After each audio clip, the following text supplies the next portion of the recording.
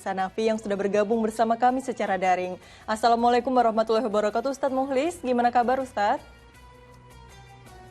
Waalaikumsalam warahmatullahi wabarakatuh. Alhamdulillah baik.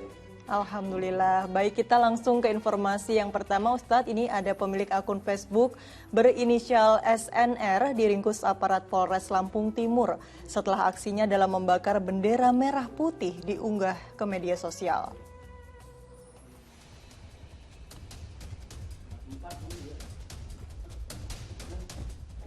Pemuda 29 tahun ini harusnya tahu resiko hukum atas perbuatannya, sebab membakar sang merah putih yang dianggap menghina lambang negara sudah diatur dalam undang-undang.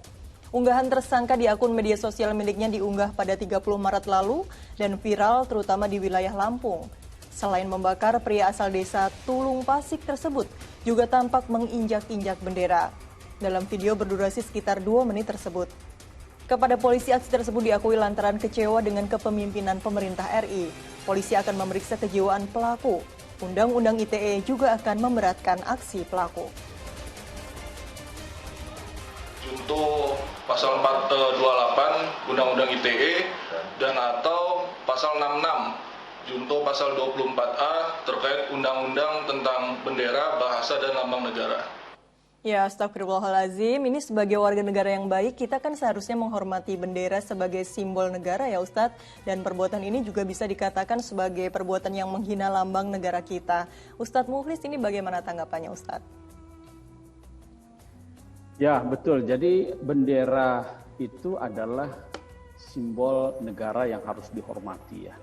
Apalagi itu sudah ditegaskan dalam undang-undang tentang lambang negara ya. Ini adalah simbol yang harus dihormati dan menginjak-injak, membakar bendera itu ada indikasi penghinaan ya, pelecehan, bahkan pembangkangan ya. Padahal kita di dalam agama itu dilarang untuk keluar atau membangkang dari pemerintahan yang sah ya. Ahlus sunnah wal jamaah itu bersepakat tidak boleh al-khuruj alal imam ya. Tidak boleh itu membangkang dari pemerintahan yang sah. Selain itu, kita sebagai warga negara itu juga kan harus menumbuhkan rasa cinta tanah air ya. Kecintaan terhadap tanah air itu juga merupakan ajaran agama, bahkan perintah agama. Cinta terhadap tanah air itu adalah bagian dari keimanan kita, atau dalam satu ungkapan hubbul watan minal iman. Cinta tanah air itu adalah bagian dari keimanan ya. Jadi tanah air dengan agama itu tidak bisa dipisahkan ya. Sebab di tanah air itulah kita bisa beribadah, kita bisa membangun kehidupan ya. Kalau tanah air kita ini berantakan ya, kacau, kita tidak bisa beribadah dengan baik ya. Oleh karena itu agama mengajarkan kita untuk cinta tanah air. Dan cinta tanah air itu sebenarnya adalah satu hal yang bersifat fitrah, naluri manusia. Jadi kalau ada orang tidak cinta pada tanah airnya, itu patut dipertanyakan ya.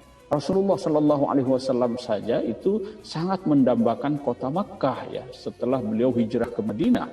Bahkan salah satu sebab mengapa kiblat kaum muslimin itu dipindahkan dari Masjidil Aqsa ke Masjidil Haram itu karena Nabi merindukan itu.